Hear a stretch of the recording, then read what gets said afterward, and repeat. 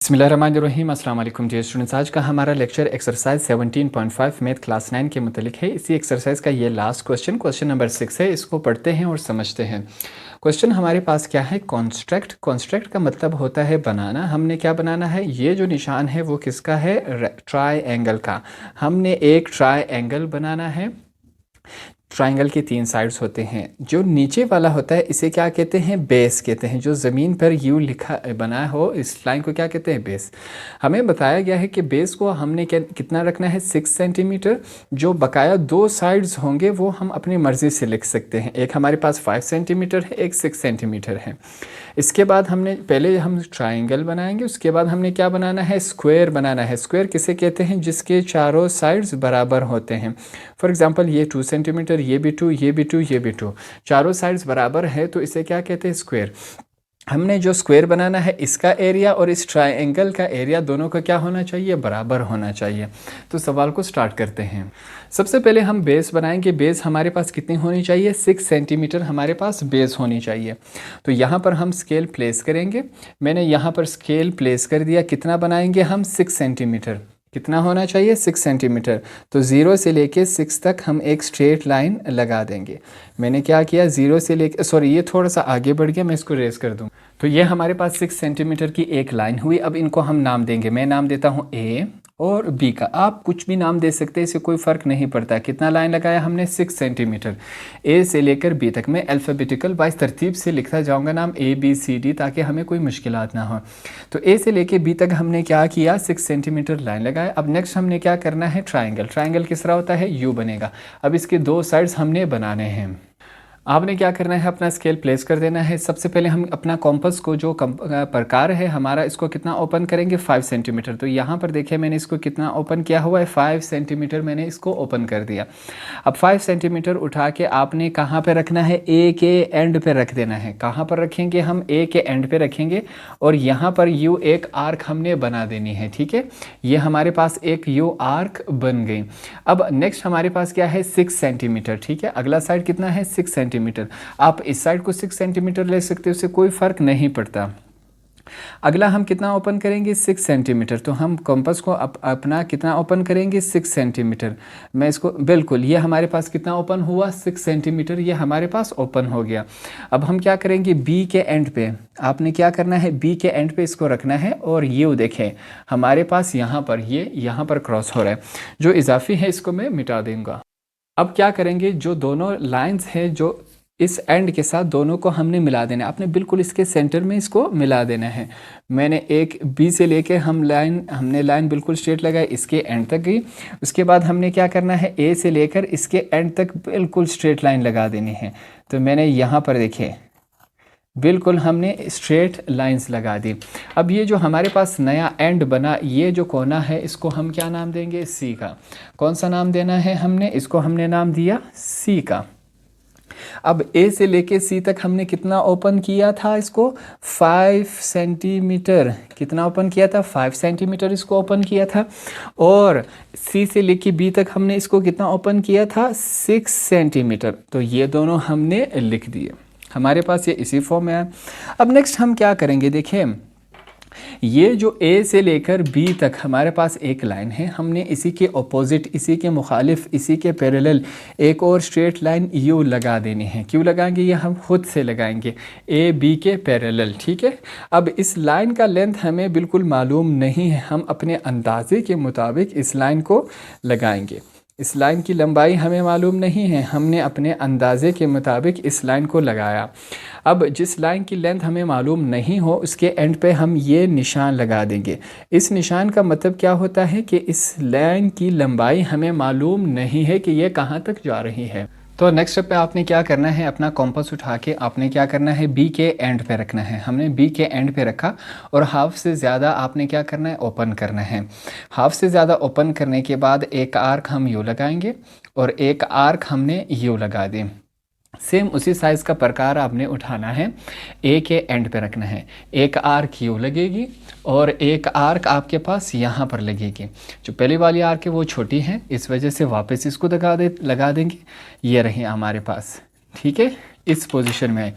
जो थोड़ा सा बड़ा है इसको हम रेस कर देंगे। अब हमने क्या करना है, इन दोनों के बीच में से ये लाइन हमने गुजार देनी है। क्या करेंगे, इस दोनों के बीच में से जो आर्क्स लगाए हैं इन दोनों के बीच में से हमने एक लाइन लगानी है।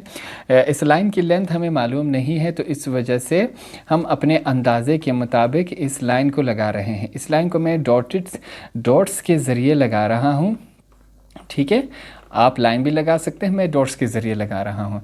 अब इस लाइन के एंड पे हमने इस तरह का एरो का निशान देना है। इसका मतलब क्या है कि ये लाइन, इसकी लंबाई हमें मालूम नहीं है, इस वजह से हम ये एरो लगाते हैं।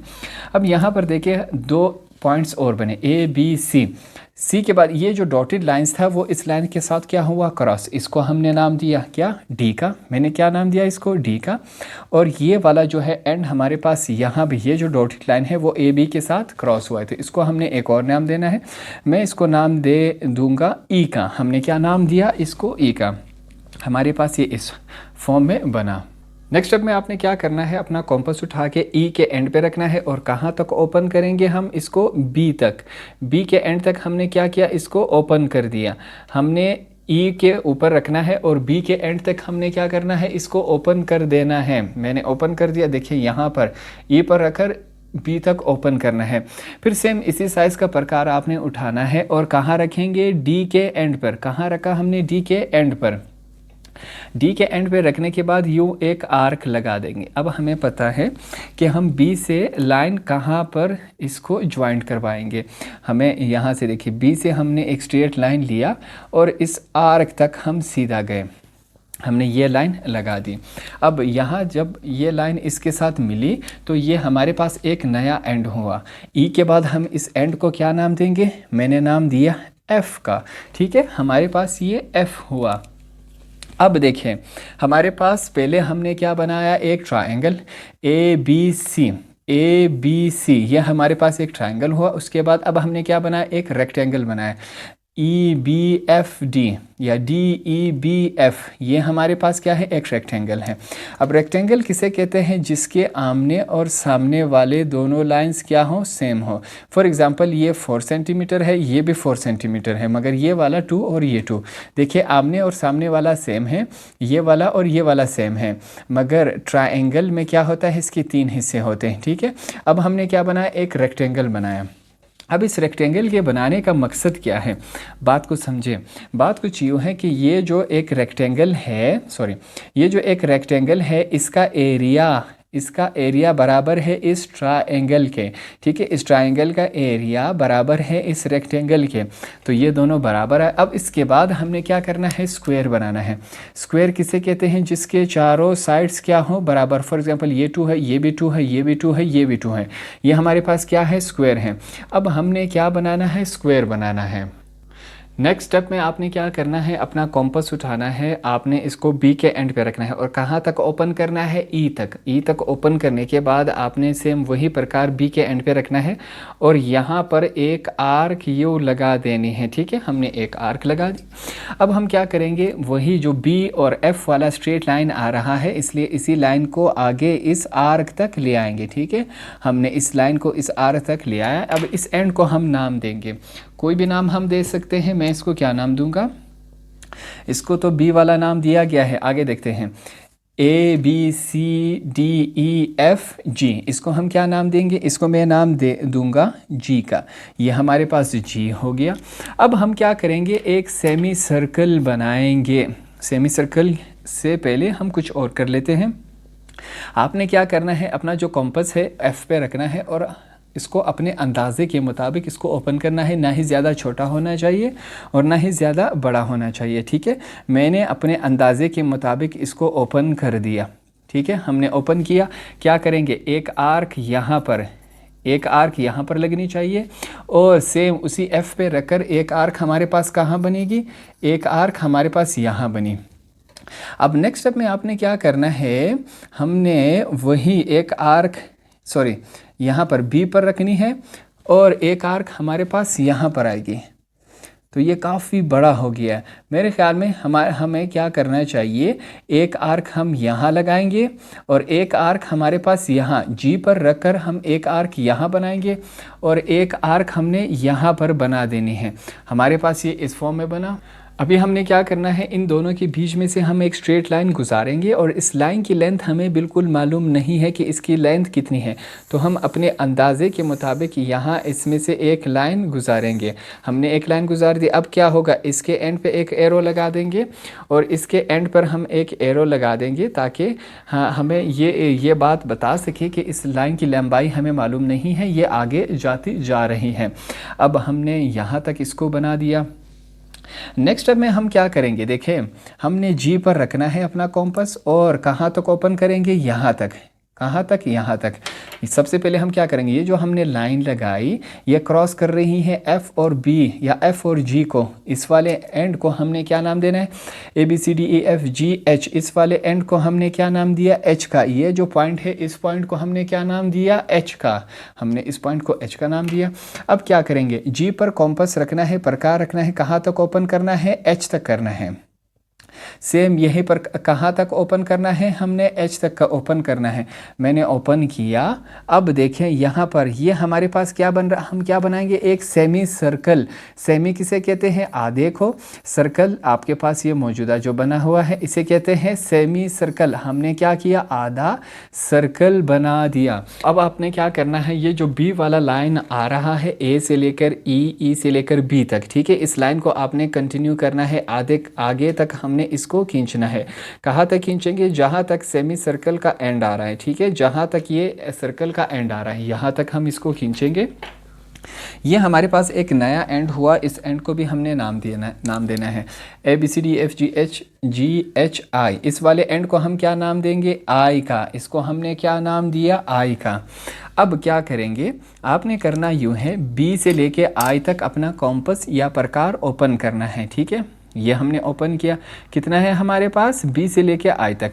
आपने बी पर रखकर अपना कॉम्पस और यहाँ पर हम एक एंड यूँ लगा देंगे, ठीक है। हमने यूँ कर दिया। फिर सेम उसी साइज़ का कॉम्पस आपने क्या करना है, आई के एंड पे रखना है। कहाँ रखना है, आई के एंड पर। मैंने आई के एंड पे रखा और यूँ एक लाइन आर्क बना दिया। अब हमें पता है कि हमारी लाइन कहाँ से कहाँ तक जाएगी। तो यहाँ से देखें, इस बी वाली लाइन को तो मैं यहाँ कंटिन्यू कर सकता हूँ। हाँ, हमें पता है कि ये कहाँ यूँ आ सकती है, बिल्कुल आएगी। मैंने यहाँ तक इस लाइन को खींचा। अब आई से लेके स्ट्रेट आप यू भी कर सकते हैं, एक स्ट्रेट लाइन भी लगा सकते हैं, या इसका दूसरा तरीका यह है कि आप 90 एंगल भी बना सकते हैं। 90 एंगल को फाइंड आउट करने का तरीका क्या है, आई पर हम अपना कॉम्पस रखेंगे और इसको अपने अंदाजे के मुताबिक खोलेंगे, ओपन करेंगे। ओपन करने के बाद यूँ एक आर्क बना देंगे, ठीक है। आई पर रखकर अपने अंदाजे के मुताबिक ओपन करने के बाद हमने यूँ एक आर्क बनाया। फिर सेम उसी साइज़ का कॉम्पस या प्रकार आपने उठा के यूँ एक आर्क बना देनी है। हमने बना दी एक आर्क। फिर उसी आर्क पर सेम उसी साइज़ का प्रकार कॉम्पस रखना है, दूसरी आर्क बनानी है। फिर यूँ करना है आपने, फिर आपने उसी आर्क पर, पहले वाले आर्क पर अपना कॉम्पस रखना है और हमने एक आर्क यू बना देना है। मैंने एक आर्क यू बना दिया। फिर हमने क्या करना है, वही लेंथ साइज़ का प्रकार दूसरे एंड पे रखना है और एक आर्क हमने यू बना देनी है। मैं फिर से बनाने की कोशिश करता हूँ। ये हमने एक आर्क यू बना दी। अब हमें पता है कि हमारी लाइन कहाँ से गुजरेगी, यहाँ से बिल्कुल इसके सेंटर्स में से आपने गुजारना है और इसके एंड तक जाना है।